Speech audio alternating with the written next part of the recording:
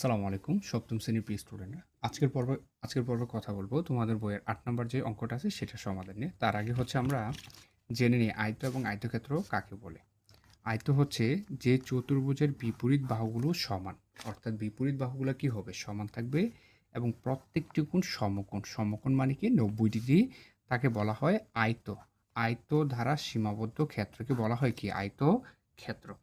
তাহলে আমি এখানে একটা চিত্র এঁকে ফেলছি, এবি, বিসি, সিডি আর হচ্ছে কি এডি। এই এবিসিডি হচ্ছে কি একটা আয়তক্ষেত্র।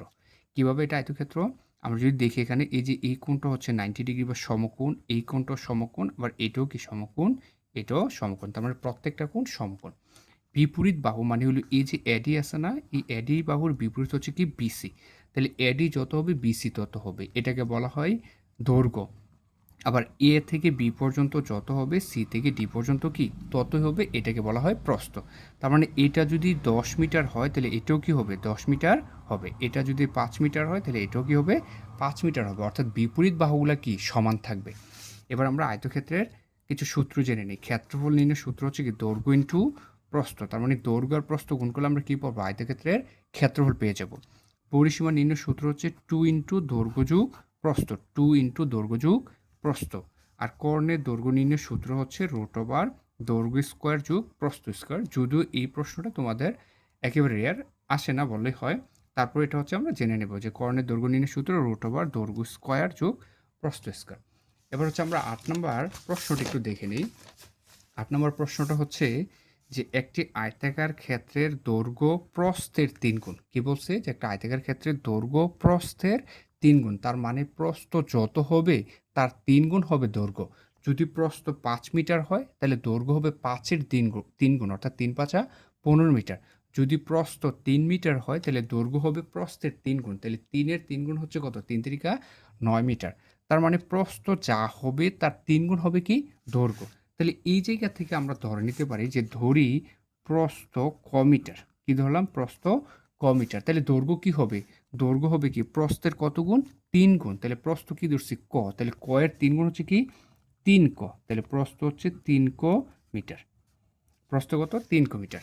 তারপর কি করব, কি বলছে যে এর চারদিকে মানে আয়তাকার যে ক্ষেত্রটা আছে না, ওইটার চারদিকে একবার প্রদক্ষিণ করলে, প্রদক্ষিণ মানে হলো আমি ধরলাম যে এইটাই আয়তক্ষেত্রটা, কেমন, এখানে দিলাম এ, এখানে বি, এখানে সি আর এখানে হচ্ছে ডি। প্রদক্ষিণ মানে হলো আমি এ থেকে বিতে আসলাম, বি থেকে সি, সিতে ডি, ডিতে আবার এতে আসলাম। অর্থাৎ চারদিকে একবার ঘুরলাম আর কি, কেমন। এই চারটা যে বাহু আছে, চারটা বাহু ঘুরে আমি আবার এখানে আসলাম। প্রদক্ষিণ করা অর্থাৎ ঘোরা। একবার প্রদক্ষিণ করলে ১ কিলোমিটার হাঁটা হয়। তার মানে আমি এ থেকে শুরু করে বি, বি থেকে সি, সি থেকে ডি, ডি থেকে আবার এতে আসলাম। ফলে আমার কয় কিলোমিটার হাঁটা হয়েছে, ১ কিলোমিটার হাঁটা হয়েছে। তাহলে এই যে আমি যে ১ কিলোমিটার হাঁটলাম, এটা কি, এটা কি আয়তক্ষেত্রের সম্পূর্ণ পথ না? আর আয়তক্ষেত্রের সম্পূর্ণ পথের দৈর্ঘ্যকে বলা হয় কি, আয়তক্ষেত্রের পরিসীমা। যেখানে আমরা পরিসীমা নির্ণয়ের সূত্র কি শিখছি, দৈর্ঘ্য 2 ইনটু দৈর্ঘ্য যোগ প্রস্থ। তার মানে তার মানে হচ্ছে কি, এর চারদিকে একবার প্রদক্ষিণ করা মানে হইছে একবার যে হাঁটলো, তার মানে এটা হচ্ছে কি পরিসীমা। কয় কিলোমিটার হাঁটা হয়, ১ কিলোমিটার। তার মানে এখানে পরিসীমা দেওয়া আছে। তাহলে আমরা কি করব, যেহেতু প্রশ্নে পরিসীমা দেওয়া আছে, আমরা এই চলকের মাধ্যমেও কি করব, একটা পরিসীমা বের করব। তাহলে কি লিখব, পরিসীমা, পরিসীমার সূত্র কি 2 ইনটু দৈর্ঘ্য যোগ প্রস্থ। দৈর্ঘ্য হচ্ছে ৩ ক যোগ প্রস্থ হচ্ছে শুধু ক, এত মিটার। তাহলে কত পাচ্ছি, 2 ইনটু এখানে কত, 3টে, এখানে একটা, কয়টা, 4টা, তার মানে 4 ক এত মিটার। এবার গুণ করি, 4 দুগুণে কত, 8, 8 ক মিটার। তার মানে এইখান থেকে আমরা পরিসীমা পাচ্ছি কত, 8 ক মিটার। আর এইখানে কত তো আছে, 1 কিলোমিটার। এটাকে আমরা মিটার নিয়ে নেব, কেমন। তাহলে আমরা কি লিখবো, যে আমার 1 কিলোমিটার, 1 কিলোমিটার, 1 কিলোমিটার সমস্যা হচ্ছে কত, 1 কিলোমিটার হচ্ছে 1000 মিটার। তাহলে আমরা প্রশ্ন মতে কি লিখতে পারি, যে 8 ক সমান 1000 মিটার।